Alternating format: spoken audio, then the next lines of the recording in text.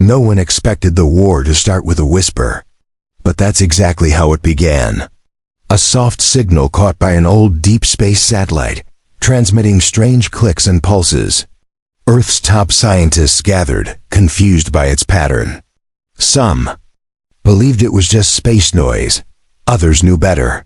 It was a language, ancient and alive. General Marcus Wynn stood inside the Earth Defense Command, staring at the screen. The symbols were changing, reshaping themselves into perfect symmetry. Before anyone could react, the skies turned red. Massive ships, shaped like claws and bone, broke through Earth's orbit. They didn't attack. They watched. Then they left. Without a word. 3 weeks passed in silence. Then came the message.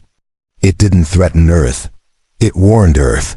A voice so deep and smooth echoed across every screen. The trials have begun. Obey or vanish. The Council of Nations went into panic. Who were they? What trials? Why Earth? No one had answers, only fear. Suddenly, cities across the globe reported strange events. Time bending, gravity flickering. And then the first abduction. A soldier vanished during a desert patrol. When he returned, he wasn't the same. His body was untouched, but his eyes looked lost. He repeated one thing over and over. She sees all. She knows the truth. Kneel before the crown. That was the first time her name was spoken. Velrah. A 12-foot-tall alien warlord from a species known only in myths, the Valari. Beings of incredible strength, sharp intellect, and brutal honor. Velrah wasn't just a soldier. She was their ruler. And she had chosen Earth as her testing ground. The humans were not ready. Satellites fell from the sky. Oceans boiled in brief flashes. Entire cities were lifted into the air, then gently returned. She never killed, not even once. But every action said one thing clearly. I can destroy you without touching you. Marcus knew the world couldn't win in a fight. So he offered something else. Himself. He sent a message to Velrah's ship orbiting over South America. You want a trial? I will take it. Let me prove our worth. No one supported him. Not the president, not the military. But Velrah answered. Her ship landed in a crater the size of Manhattan. Gold and white light spilled from the hull. Marcus walked alone to the opening. What stood before him wasn't a monster. It was her. Tall, beautiful, wrapped in radiant armor. Her eyes glowed with both power and curiosity. She tilted her head, then smiled. You wish to face the trials? She asked. Her voice shook the ground. Marcus stood firm. I do. Her tail flicked behind her like a blade of light. She stepped forward and raised one hand. Then you are mine. Until you fail. Or prove worthy. He didn't argue. He only nodded. The world watched in silence as Marcus disappeared into the ship. Journalists cried. Soldiers clenched their fists. Civilians prayed. Velrah had claimed Earth's champion. But what none of them knew was that Marcus would not just survive. He would change everything. Inside her world, nothing was familiar. Gravity pulled sideways. Lights floated like jellyfish. The ship itself seemed alive. Velrah never explained anything. She simply led Marcus through test after test. Mind puzzles, combat with alien beasts, lessons in ancient tongues. Days passed like minutes, yet something strange began to grow. Between the warrior queen and the tiny human, respect, curiosity, even laughter. Marcus didn't break. He adapted. He learned. He spoke her language. He joked in moments of danger. Velrah, for the first time, paused to listen. She wasn't just testing his strength. She was testing his soul. She watched his kindness, his courage, his loyalty to humanity. And when he failed, he stood back up, ready to try again. That was new to her. In her empire, failure meant exile or death. But Marcus never feared her judgment. On the seventh day, she asked him, "Why do you keep going?" He looked up at her and smiled. "Because I want to protect my people, even from you." She didn't respond for a long time. Then she knelt. Guards in her chamber gasped. No one had ever seen their queen bend to anyone, but she didn't speak. She simply looked at Marcus and whispered, "Perhaps the crown belongs to you too." Velrah's decision shook the Valari throne chamber. Her warriors did not understand. Their queen had never lowered her head before anyone. But she did it for a human who stood only to her waist. Marcus didn't react with pride. He didn't smile. He simply stepped back and whispered, "Stand." "Up, Your Majesty." She rose slowly, her eyes still on him. Her golden armor gleamed under the floating lights of the ship. "From now on," she said, "you will no longer be a test subject. You are now my equal in the trials." The chamber gasped again. Marcus remained silent. He knew she wasn't giving him a gift. She was raising the bar. That night, Velrah and Marcus sat across from each other. No guards, no weapons. Just two. Leaders from different worlds. She asked about Earth. He spoke of cities, rivers, music, and hope. She listened, arms crossed, tail still. Then she shared stories of the Valari.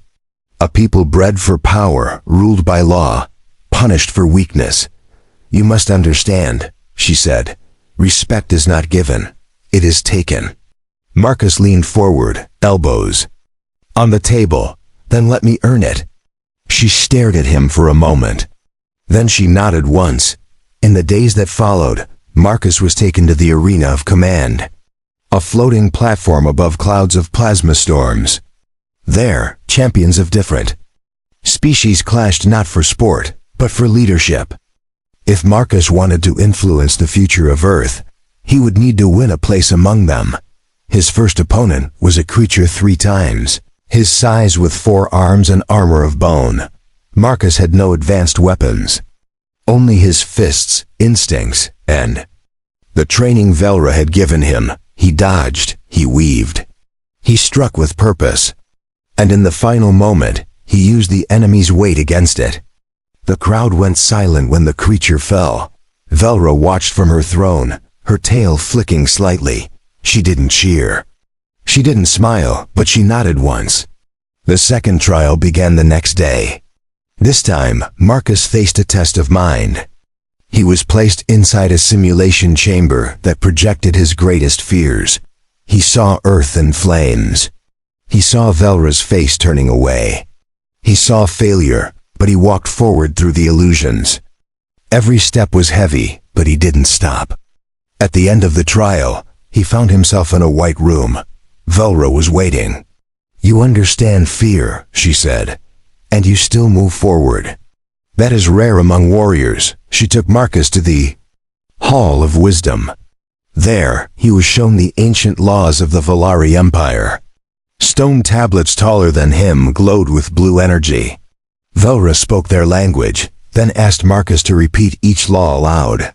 He struggled with the pronunciation, but she never corrected him harshly. She guided him patiently. In time they began to walk the halls together. They no longer spoke just as trial master and student. They talked like leaders, like soldiers, like strange allies from 2 different skies. Marcus learned about her battles. She learned about his scars. He told her of the time he lost a brother in combat. She shared how she lost her second-in-command to betrayal. One evening, after a long training session, Velrah surprised Marcus. She handed him a blade crafted from the living metal of her world. "This," she said, "is a blade given only to those trusted by the queen herself." Marcus held the weapon, its core pulsing gently in his hand. "I'm honored," he said. "Don't be," she replied. "Be ready." The next trial was the most dangerous. A diplomatic debate between 3 dominant alien warlords. Marcus had to represent Earth's future without offending their traditions. Velrah could not speak for him. He stood on a platform between them, his voice calm but firm. "We may be small, but we learn fast. We adapt, and we stand by those who stand with us." The warlords listened. They tested him with harsh words, but Marcus didn't fold. He used the lessons Velrah had given him. He bowed when needed. He challenged when it was right. And when it was over, the warlords gave a slow, respectful nod. Velrah stepped forward and placed her hand on his shoulder. "You're not just passing," she said. "You're rising." That night, as they stood near the observation deck watching the stars, Velrah broke the silence. "Do you know why I chose Earth?" Marcus shook his head. "Because your people are not the strongest, but they resist more than most. They fight not to conquer, but to protect. That is rare." Marcus looked up at her. "What happens when the trials end?" She didn't answer right away. Then, with a quiet breath, she said, "Then we decide who commands the future. Together." The days turned into weeks, and the trials grew harder. Marcus never asked to rest. He knew every challenge was a message. The Valari were not only testing his strength, they were watching his soul. Velrah had stopped treating him like an outsider. She now walked beside him, not ahead.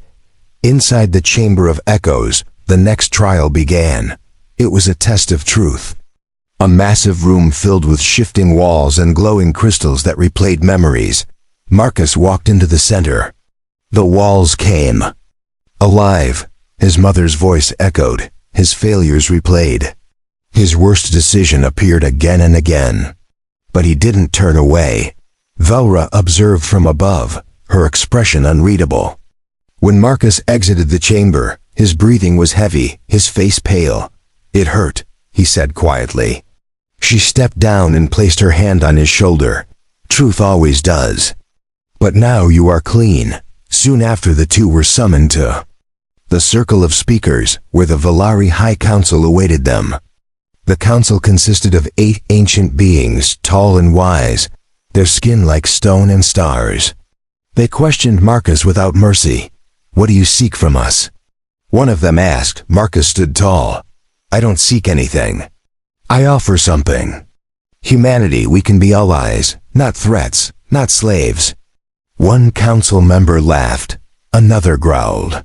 But the oldest among them raised her hand. "And if your kind betrays us one day," Marcus replied, "then I will be the first to stop them." Velrah stepped forward. "He has passed the tests. He has earned voice." The council remained silent. Then the elder spoke again.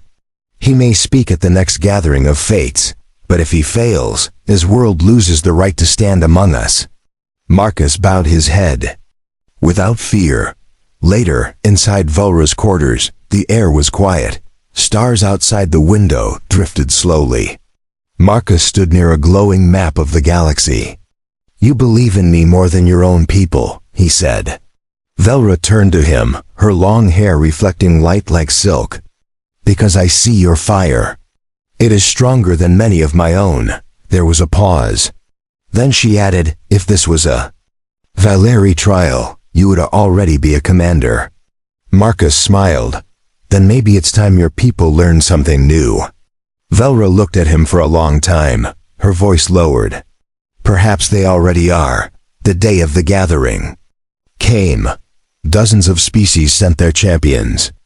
Giant insects, crystal beings, scaled emperors, and glowing energy forms all gathered in a massive ring of light above a black hole.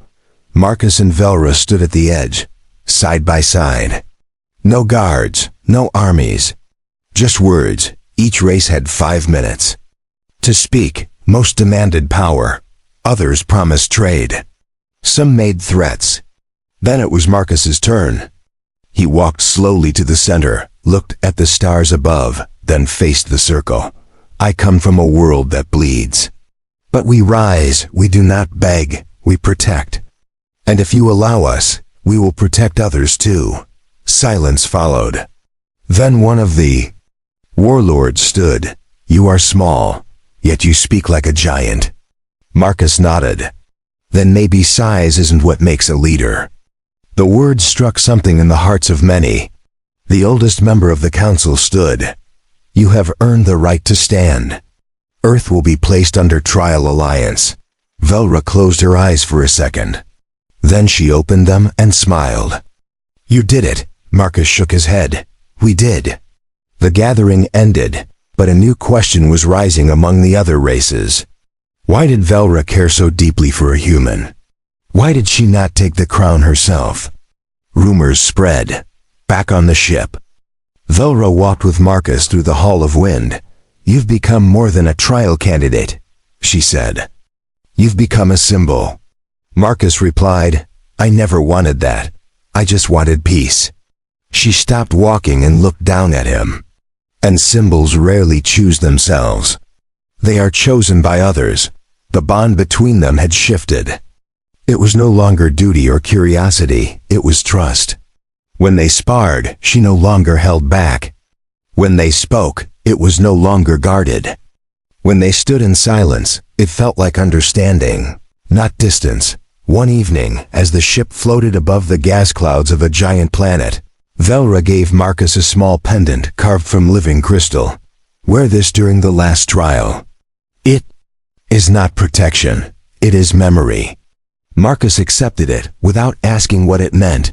He looked at her and said, You're not what I expected from a queen. She smiled slightly, her eyes glowing brighter. And you are not what I expected from a man. Asterisk, the final trial was unlike the others. It was not about strength, wisdom, or words. It was about sacrifice. The Valari had one last challenge prepared. For Marcus, and this time, even Velrah was not allowed to guide him. She stood on the high platform in silence while Marcus was led into the chamber of choice. Inside, he found 3 doors. Each glowed a different color: red, blue, and gold. A voice echoed from the walls. Behind one door lies your freedom. Behind another, the destruction of Earth. Behind the last, her death. The voice did not explain which was which. It simply said, choose and do not return. Marcus stood still. His heartbeat slowed. He did not panic. He did not guess. Instead, he closed his eyes and thought. He remembered Velrah's words. Respect is not given, it is taken. He remembered her lessons, her honesty, her silence. Then he opened his eyes and stepped forward. He didn't choose any door. He sat down in the center of the room. The voice returned. You refuse to choose? Marcus spoke clearly. I will not play a game with lives. If you want sacrifice, take mine, but I will not kill her or my world just to win a place here. Silence followed. Then the doors disappeared. Velrah entered the chamber, walking toward him. You were not supposed to see me, she said. Then this wasn't. Just a trial, Marcus replied. No, she said, it was a trap. The council fears what we are building together. Velrah helped him to his feet. Come, she said. We must speak to them now. Not as student and teacher, but as equals. They walked through the long halls of the ship, glowing lights adjusting with each step. Guards bowed as they passed, not to Velrah, to both of them. Inside the central hall, the Valari council stood waiting. The elder spoke first. You refused the choice. Why? Marcus stepped forward. Because choosing death is not leadership. Choosing sacrifice is. If that makes me unworthy, then I accept your judgment. Another member hissed. He broke the rule. Velrah's voice cut through the room. He broke a trap, not a law. You tested his loyalty. He passed. The elder raised a hand and silence followed. He did not choose, but he understood. Perhaps that is enough. The council turned to each other, their eyes glowing with ancient thought. Then the elder spoke again. Earth is no longer under trial. It is now a recognized world. Its people will have a voice. Its champions will be heard. Velrah looked at Marcus, and for the first time, her smile was full. After the announcement, the galaxy changed. Trade routes opened. Ambassadors traveled. Alien species once ignoring Earth now sent gifts and envoys. Humanity was no longer alone. But with attention came danger. A faction of Valari generals, bitter and silent, began to plot. They believed Velrah had grown soft, that Marcus had poisoned her will. In secret, they gathered ships and weapons. They called themselves the Unyielding. Flame, their message was simple. The crown is for the Valari, not for those who kneel to insects. Velrah received the news without fear. They will strike soon, she told Marcus. He nodded. Then let them come. She shook her head. No, this is my war. You've passed your trials. You've done. Enough. But Marcus didn't move. If you fight, I fight. That was the deal. The battle began near the moons of the Ember Star. A fleet of rebel ships closed in on Velrah's command cruiser. Marcus stood beside her on the bridge. He wore the armor of her house now shining silver and blue. Do not hold back, she warned. Not in this war. Lasers lit the sky. Shields cracked. The Valari loyalists were outnumbered 2-1. But Velrah led with fury and brilliance. Her voice moved through the ships like fire. Marcus took command of ground operations when the enemy tried to board. He fought like a storm. Even the Valari soldiers stared as he pushed back warriors twice. His size, he did not show mercy. He did not show weakness. But he showed something they did not expect: purpose. And that made him stronger than any weapon. In the final hour, Velrah faced the rebel leader. A general with crimson armor and cold yellow eyes. You were my sister in arms, he said. And you betrayed us for a small man. Velrah raised her sword. No, I rose for something greater than pride. I rose for the future. Their blades clashed in a blur of gold and red. Sparks flew. The ship trembled. And then, with one clean strike, she ended it. The general fell. The unyielding flame was broken. Silence returned to the stars. Marcus stood beside her, breathing heavily. You all right? He asked. She nodded. Now I am, he smiled. Guess we're in charge now. Velrah looked down at him and replied, No, we are in charge. Together. The war had ended, but peace did not come easily. While the unyielding flame was defeated, whispers of rebellion still floated through the stars. Velrah and Marcus had proven themselves in battle, but not everyone welcomed the new alliance. Some feared change. Others feared the balance of power was shifting too fast. Inside the Grand Assembly Hall of the Galactic Union, Velrah and Marcus stood side by side. Delegates from hundreds of worlds filled the dome, their voices rising in argument. He is human, one shouted. They are weak, another added. Velrah raised her voice, calm but firm. He is not here to conquer. He is here to lead, with me. Marcus stepped forward. Earth did not ask for a throne. We earned a voice. We bled for it. We stood when others fled. If that is weakness, then let your people prove otherwise. The hall fell silent. The words struck deep. Some nodded. Some stared.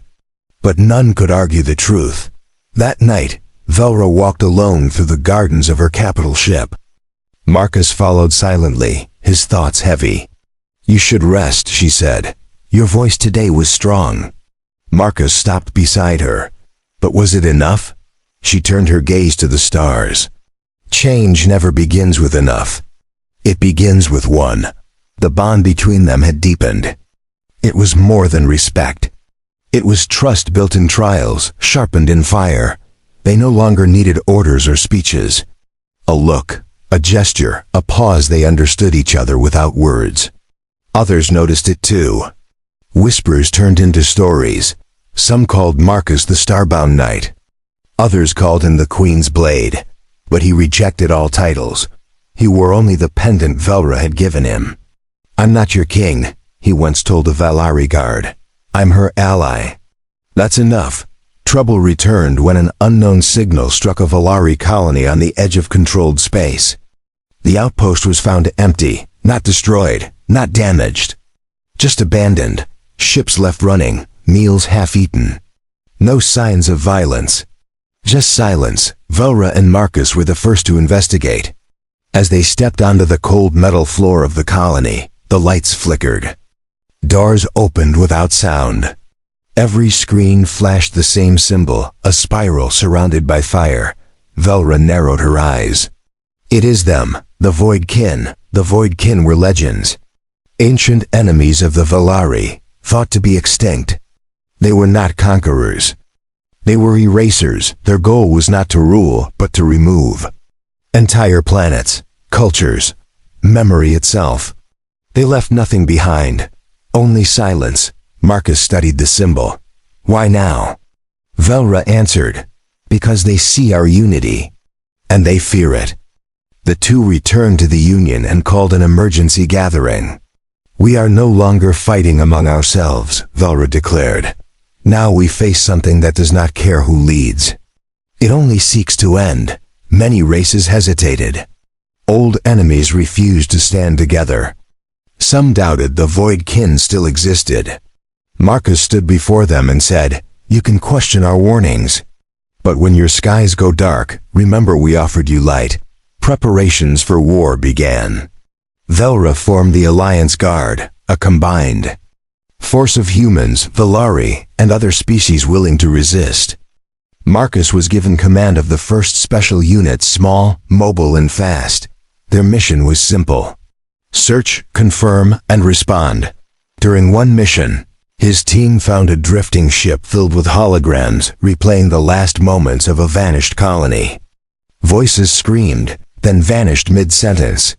The crew turned on each other without cause. Something had infected their minds. Something unseen. Velrah met Marcus afterward in the med bay. They didn't just disappear, he said. They were erased from within. Velrah placed a hand on his shoulder. Then we fight not just with weapons, but with will. Together, they began crafting a plan. Not just to stop the Voidkin, but to protect memory itself. They created the Archive Flame, a living library of thought, culture, and stories. Each species contributed. A spark that would survive, even if its people did not. Marcus recorded a message in it. If you find this, know that Earth stood, that we did not kneel, that we stood beside giants and called them friends. Velrah added her voice too. We were not perfect, but we were united. And that made us stronger than silence. Their alliance became more than politics. It became a bond written in history. Together, they prepared for the dark to come. Together, they trained armies, built shields, and sent warnings to systems beyond reach. Some listened. Some vanished before they could respond. As they stood again on the bridge of her ship, watching the stars, Marcus looked up at Velrah. Do you think we'll win? She didn't smile. She didn't promise. She simply said, we'll fight. And sometimes that is all that matters. Asterisk, the first confirmed strike from the Voidkin came without warning. A mining colony near the edge of the Indari Nebula sent a distress signal. It lasted only 7 seconds. When the Alliance fleet arrived, nothing was left. No bodies, no buildings, not even dust. Just a sphere of frozen silence where life once existed. Velrah stood before the Council of Allied Species. Her tone was sharper now, her eyes fierce. This is not a warning, this is a declaration. The Voidkin are here, and they are removing us one world at a time. Marcus stood beside her. We fight now, or we vanish later. There is no third option. Some delegates remained silent, but most nodded. The alliance had grown stronger.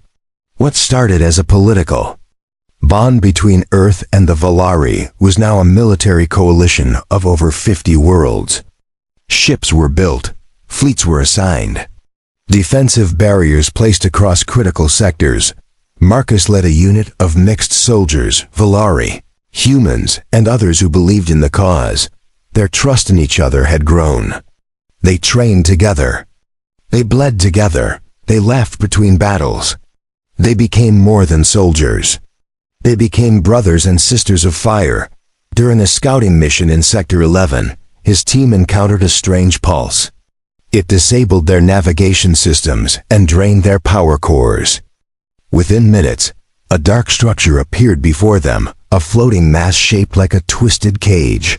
From inside came whispers that didn't use words. Velrah's ship responded to the distress call. She ordered full lockdown procedures and entered the void zone herself. "No one goes near it except me," she said. Marcus objected. "It could be a trap."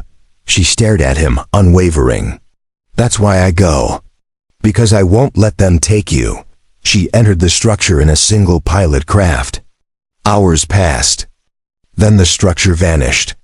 Her ship returned, damaged and silent. Velrah was found unconscious. Marcus waited by her side in the med bay. She woke after 6 hours, her eyes wide with something new fear. "They spoke to me," she said. "Not with sound, with memory. They showed me how they erase. They feed on meaning, on truth, on history. The more we forget, the stronger they become." Marcus clenched his fists. "Then we must remember. We must hold our stories tighter than ever." From that moment, a new campaign began. The memory guard was formed. Not just fighters but record keepers. Writers, artists, and singers were enlisted. Every battle, every word, every fallen comrade recorded, spoken, shared. The Alliance would fight not only with weapons, but with memory. Velrah and Marcus launched the first memory beacon over the ruins of the lost colony. A floating tower of light that broadcast a single message in every language. We were here. We lived. We will not be forgotten. The beacons multiplied. And as they spread, resistance against the Void Kin grew. The erasers could not destroy what was already remembered across stars. They tried to strike the archive flame, but found it protected by minds and hearts, not walls or weapons. Still, the Void Kin advanced. One system fell after another. Marcus proposed a new strategy. We stop defending, we strike first. Velrah agreed. We take the fight to them. Before they reach the core systems. Together, they planned an offensive unlike anything seen before. Marcus led a mission deep into uncharted space. His goal was to find the origin of the Void Kin. What he discovered was not a planet or a base, but a rift in space itself. A tear that leaked shadows and silence. A wound in the galaxy's heart. He transmitted the coordinates and prepared for retreat. But the rift reacted. A wave of energy tore through his ship. Systems failed, lights died. Marcus hit the emergency beacon. "They found me," he said. "Tell her not to come." "It's a trap." But Velrah did not wait. Her ship entered the rift within minutes.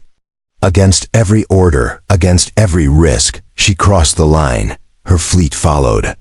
She reached Marcus's ship just before its core failed. She pulled him from the wreckage with her own hands. As they escaped, the rift tried to close around them.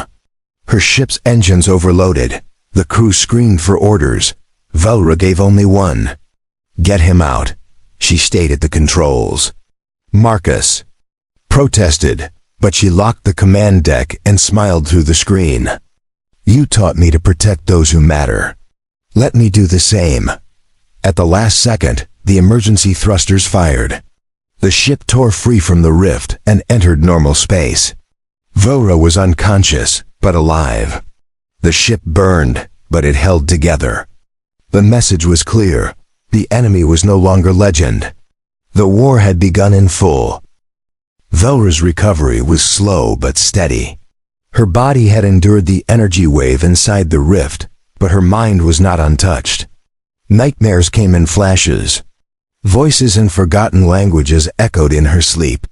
Marcus stayed near her bedside, watching, waiting, refusing to leave. When she opened her eyes at last, her first word was his name. "Marcus." He leaned forward, relieved. "You're safe," he said. She touched her forehead, breathing steady. "We both are, but the rift showed me things. The Void Kin are not creatures. They are the hunger of lost meaning made alive." The council demanded answers. Velrah stood before them, still weak but unwavering. "We do not fight an army. We fight forgetting." The void kin come through wounds in space where memory dies. They are born from neglect, from silence, from what we abandon. Marcus added, then we don't just hold the line. We must heal the galaxy, close every rift, seal every forgotten path, and do it together. Some leaders scoffed. Others began to understand. The war ahead would not be won with guns alone. It needed something more. Velrah returned to her ship and summoned the Alliance's best minds. Scientists, historians, commanders, and thinkers gathered. She shared her vision. A network of pulse towers linked across systems, tuned to memory-based frequencies. If we strengthen remembrance, we weaken them, she explained. The construction began at once. The towers were called soul anchors. Each one connected to memory nodes across dozens of species. Stories, songs, images, dreams, all uploaded into living crystals. Every story shared became a shield. Every culture preserved became a weapon, but as their strength grew, so did the enemy's fury. Rifts began appearing faster, closer, and wider. Worlds fell within hours. Ships were swallowed by storms of silence. Marcus and Velrah led strike teams to stabilize the worst zones. They risked everything, again and again. In one mission, they reached a dying station where only one child remained. She held a book to her chest and refused to speak. Velrah knelt and extended her hand. "What is in your book?" she asked. The girl whispered, "My mother's stories." Velrah helped her stand. "Then you have saved your world." That moment spread through the Alliance like fire. Soldiers carved poems on armor. Pilots named ships after myths. Engineers sang songs. While building towers, the war became more than survival. It became the defense of meaning itself. Marcus was asked to speak at the dedication of the largest soul anchor. He stood before thousands. The void kin think we are weak, that we forget. But we remember. We carry names. We carry pain. We carry love, and no shadow can take that from us. Velrah watched from above, pride clear in her stance. The human who once knelt in her shadow now stood as her equal in every heart. Together, they were no longer symbols. They were hope in motion. A bond that no force could erase. One day, the alarms rang louder than ever. A rift the size of a star system opened near the heart of Alliance space. It pulsed with waves that silenced communications and blacked out entire fleets. The Alliance scrambled. Panic returned. Velrah called for calm. She gathered the leaders and pointed to the center of the storm. "This is the source, the heart of the void kin. If we strike it now, we end the war." Marcus placed a hand on the map. "Then we go together, one push, one final stand. No retreats." The decision was made. Every ship capable of flight was summoned. The largest fleet in known history gathered around Velrah's flagship. Marcus stood at the front, his armor marked with stories from every lost world. Velrah's voice echoed across channels. "Today we remember so that none of us are forgotten." The fleet entered the storm. Lights failed, sound twisted. Ships blinked in and out of sight. But the soul anchors held firm, guiding them through the dark. In the center was the core rift, a spinning vortex of memory turned to ash. The void kin swarmed like shadows given teeth. The battle began. Energy beams lit the void. Fighters darted through silence and flame. Velrah led the central assault. Marcus led ground teams that boarded twisted enemy constructs. Every breath was a struggle. Every second mattered. Inside the heart of the core rift, Marcus and his team planted a memory surge bomb. Not to destroy, but to rewrite. To fill the void with voices, songs, names, joy, pain, life. As the bomb activated, the rift began to collapse. In waves of color and sound, Velrah reached him just as the station trembled. "We have to go," she said. Marcus looked back. "Not yet. Let them hear us." They stood side by side as the rift exploded into a burst of memory. 1,000 cultures lighting the sky like stars being born. They escaped in the final shuttle. Behind them, the core rift closed for good. The silence was broken. The void kin were gone.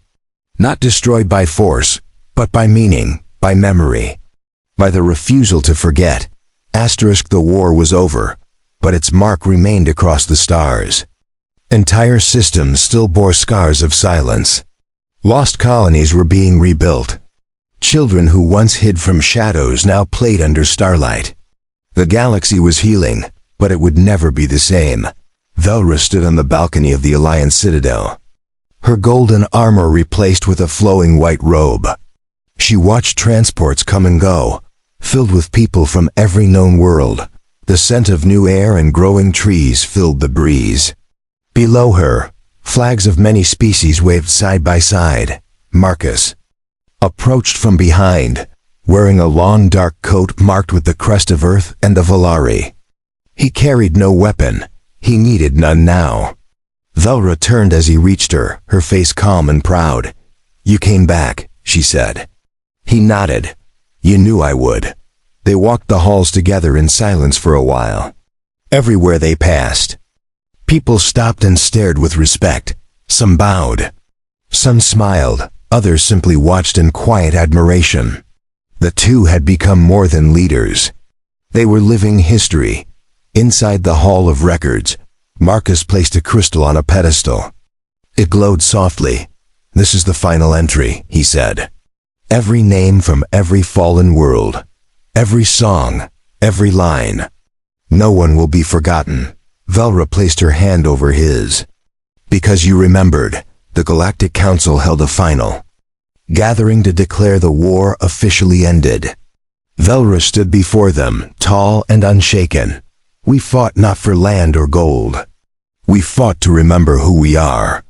We fought to stop the darkness that grows when memory dies." Marcus stepped beside her. "We may speak in different voices, walk under different skies, but we all carry something sacred. The will to live, the will to protect, and the will to never forget those we've lost." The chamber responded with a unified signal of peace. After the ceremony, they returned to Velrah's homeworld. The skies were clear, and the wind carried songs written by children born after the war. In the capital square, a statue was being raised. It showed Velrah and Marcus standing together, looking toward the stars. Not as conquerors, but as protectors. They didn't speak much that day. There was nothing left to prove. Their silence was not empty. It was full of understanding. When the statue was unveiled, cheers filled the city. Lights danced in the air. Across the galaxy, screens showed the moment in every corner where life still bloomed. That evening, Velrah and Marcus sat beneath a tree whose leaves glowed like silver. She handed him a small box. Inside was the pendant he had worn during the trials, repaired, polished, whole again. "I kept it," she said. "It was always yours." Marcus held it carefully, then placed it around his neck. "We made it," he said. Velrah nodded. "Because we stood together." They watched the stars in silence. Ships moved like fireflies between worlds. Peace was no longer a dream, it was real. It had been earned. In time, Earth became a central member of the Galactic Alliance.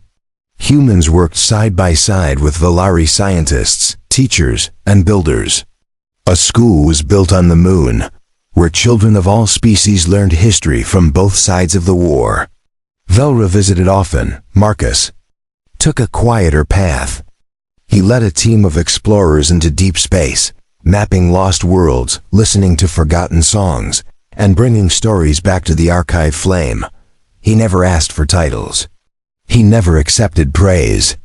But wherever he went, the people whispered his name with honor. Years passed. The galaxy changed. New threats came, but none like the Void Kin. The memory towers still pulsed across the stars, keeping the darkness at bay. The soul anchors remained lit, telling stories to anyone who would listen. The stars were full of voices again. One day, Velrah stood before a crowd at the opening of a new archive. Her hair now touched her shoulders. Her eyes held wisdom and time. She spoke without a script. We once believed power was size, that strength came from who stood tallest. But I was wrong. Strength comes from who stands longest, who refuses to fall. That was him. Behind her, Marcus stepped onto the stage. The crowd rose, not for a warrior, not for a hero, but for a man who stood beside giants and never bowed. He stood beside Velrah, just as he had in the beginning. They looked at each other and smiled. Their story was now a part of every world. Carved into stones, printed on scrolls, shared in song. A queen who bent for no one, and a man who made her choose peace over pride. Together, they changed the future. Not with war, but with memory. They watched the stars one more time. No words were needed, no speeches, just a glance, a shared silence. And above them, the galaxy listened.